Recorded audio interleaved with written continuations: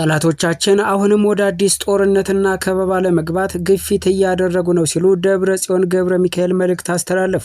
ኬንያ ከሶማሊያ ጋር የምትጋራው ድንበር ከ15 ዓመት በኋላ ዳግም ሊከፈት መሆኑ ተሰማ።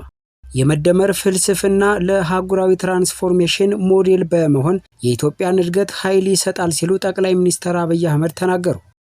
ውድ የአልቦ ዜና አድማጮቻችን የዕለቱ አርዕስተ ዜናዎች ናቸው። ቀጥለን በዝርዝር እናሰማችኋለን። ላይክ፣ ሼር፣ ሰብስክራይብ እያደረጋችሁ እንድትከታተሉን በአክብሮት እንጋብዛለን።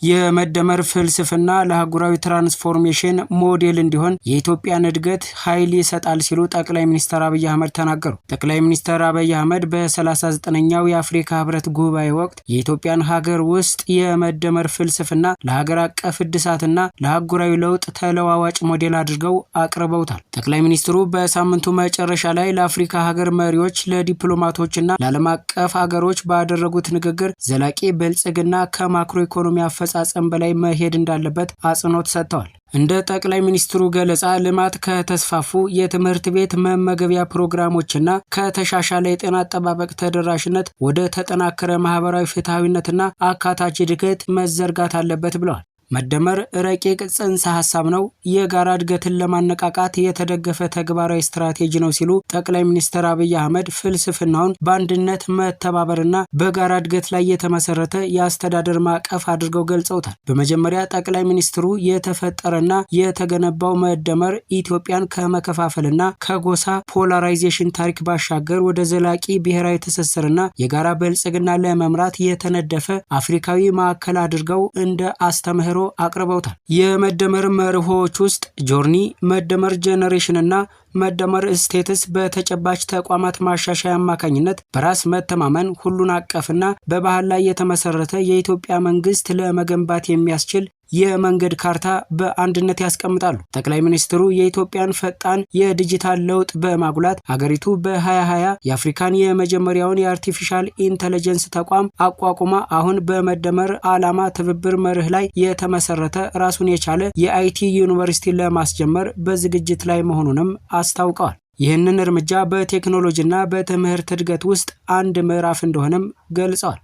በ2020 ኢትዮጵያ የአፍሪካን የመጀመሪያውን የአርቲፊሻል ኢንተለጀንስ ተቋም አቋቁማለች። በዚህ መሰረት ላይ በመገንባት በዓላማዊ ትብብር አማካኝነት በኢትዮጵያ የመደመር ፍልስፍና ላይ የተመሰረተ የአይቲ ዩኒቨርሲቲ ለማስጀመር በዝግጅት ላይ ነን ሲሉ ጠቅላይ ሚኒስትሩም አክለው ተናግረዋል። በዲጂታል የኢትዮጵያ 2030 ተነሳሽነት መሰረት የብሔራዊ መታወቂያ ስርዓቶች የህዝብ አገልግሎቶችን ዘመናዊ ለማድረግ የፋይናንስ ማካተትን ለማስፋፋትና ግልጽነትን ለማሳደግ ከዲጂታል የክፍያ መድረኮች ጋር እየተዋሃዱ ነው። የኢትዮጵያ የአይቲ ስትራቴጂካዊ አዳዲስ ቴክኖሎጂን ከሰው ተኮር የልማት ግቦች ጋር እንዲጣጣሙ ለማረጋገጥ የተነደፈ መሆኑን አጽንኦት ሰጥተዋል።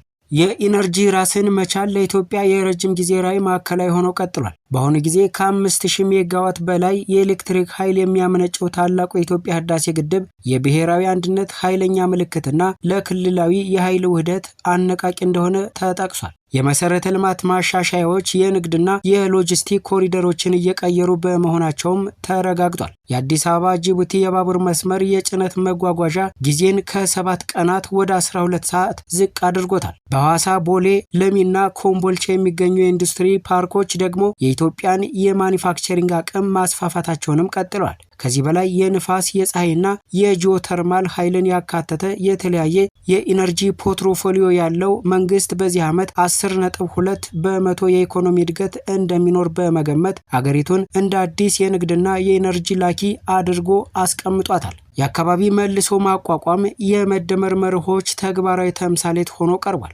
የአረንጓዴ ሌጋሲ ኢኒሼቲቭ በመላ ሀገሪቱ ከ48 ቢሊዮን በላይ ዛፎችን በመትከል የረጅም ጊዜ ስነ ምህዳራዊ ቁርጠኝነትን አጉልቶ አሳይቷል። በዋና ከተማዋ የወንዝ ዳርቻ መልሶ ማልማት ፕሮጀክቶች የተባሉ የውሃ መስመሮችን ወደ አየር ንብረቶች መቋቋም ወደሚችሉ የህዝብ ቦታዎች እየቀየሩ ሲሆን የአካባቢ ተሃድሶን ከከተማ እድሳት ጋር እያገናኙ ነው ሲሉ ጠቅላይ ሚኒስትሩ ተናግረዋል። የከተማ ማስፋፊያ እቅዶችን በ2030 በአፍሪካ ትልቁ የአየር ማረፊያ እንደሚሆን የሚገመተውን ቢሾፍቱ ዓለም አቀፍ የአየር ማረፊያ ያካትታሉ።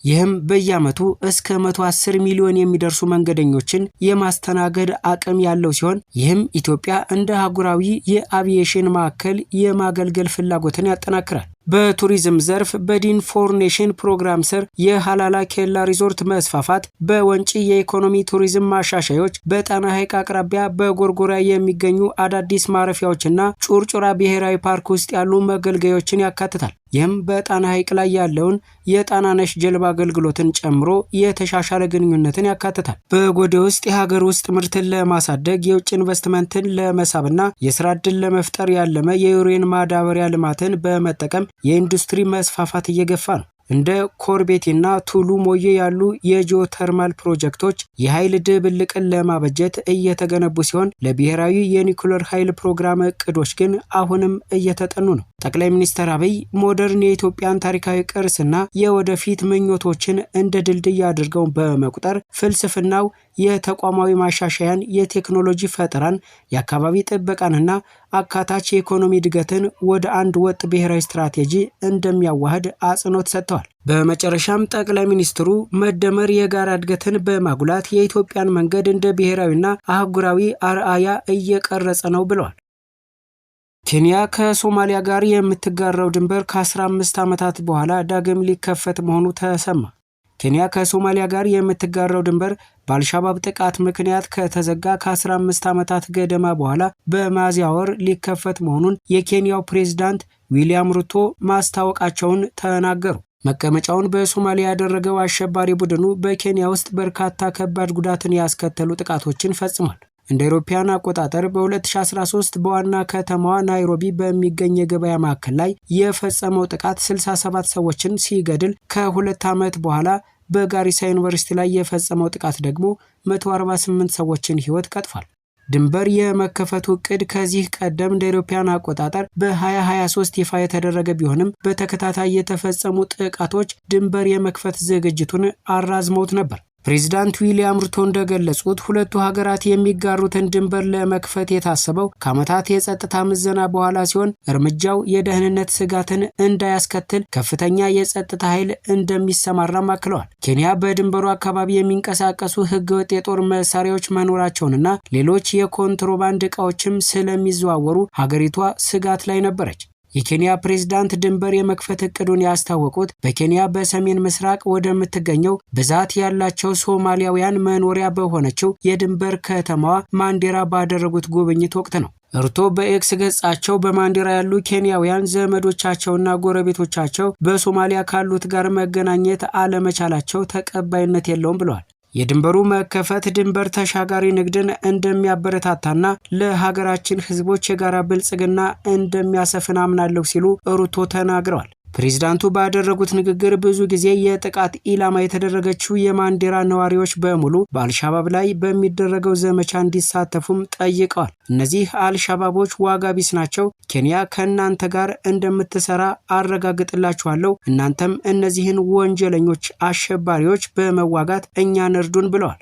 በዌስትጌት የገበያ አዳራሽና በጋሪሳ ዩኒቨርሲቲ ላይ ከተፈጸሙ ጥቃቶች በተጨማሪ በኬንያ ውስጥ ሌሎች ዋና ዋና የአልሻባብ ጥቃቶች እንደ አውሮፓውያን አቆጣጠር በ2014 በማንዴራ ግዛት 28 የአውቶቡስ ተሳፋሪዎችን የተገደሉበትና ከ5 ዓመት በኋላ ደግሞ በናይሮቢ በሚገኝ ሆቴል ላይ በተፈጸመው ጥቃት 21 ሰዎችን የሞቱበት ይገኙበታል ብለዋል። ኬንያ እንደ አውሮፓውያን አቆጣጠር በ2015 በወታደራዊ ስጋት ምክንያት በሁለት ሀገራት የጋራ ድንበር 600 ኪሎ ሜትር እርዝመት ላይ የአጥር ግንባታ የጀመረች ቢሆንም ከ3 ዓመታት ገደማ በኋላ 10 ኪሎ ሜትር የሽቦ አጥር ብቻ በ35 ሚሊዮን ዶላር ወጪ ከተገነባ በኋላ ፕሮጀክቱ ታግዷል።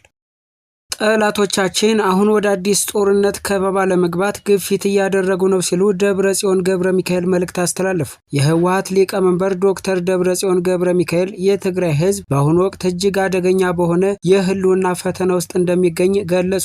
ሊቀመንበሩ 51ኛውን የካቲት 11 በዓል አስመልክተው በዋሽንግተን ዲሲ ለሚገኙ የትግራይ ተወላጆች ባስተላለፉት መልእክት ጠላቶቻችን አሁን ወደ አዲስ ጦርነት ከበባ ለመግባት ግፊት እያደረጉ ነው ሲሉ አስጠንቅቀዋል። ዶክተር ደብረጽዮን በመልእክታቸው እንደገለጹት የፕሪቶሪያው የሰላም ስምምነት በተግባር ተጥሷል። ህዝባችን ተበትኖ ባለበት፣ ወገኖቻችን ወደ ቀያቸው ባልተመለሱበትና ስምምነቱ ተንጠልጥሎ በቀረበት በዚህ ወቅት አሁንም አደቃቸዋለሁ፣ አጠፋቸዋለሁ የሚል መንፈስ ካለው አካል ጋር ነው ያለነው ብለዋል። ይህ ሁኔታ ትግራይን ወደ ሌላ ጦርነትና ጥፋት እየመራት መሆኑንም በግልጽ አመላክተዋል። በትግራይ በአንድነት ላይ የሚሰነዘሩ ጥቃቶችን በተመለከተ ሊቀመንበሩ ጠላት አዲስ የኢኮኖሚና የፖለቲካ ከበባ ለመፍጠር ግፊት እያደረገ መሆኑን በውስጥና በውጭ ያሉ ከዳተኞችና ጠላቶች የኋላ ቀርነትና የአካባቢያዊነት ስሜቶችን በመቀስቀስ ትግራይን ለመበተን እኩይ ተግባር እያከናወኑ መሆኑንም ተናግረዋል። በዲፕሎማሲው ረገድ የሚደረጉ የውጭ ጫናዎችና ሴራዎች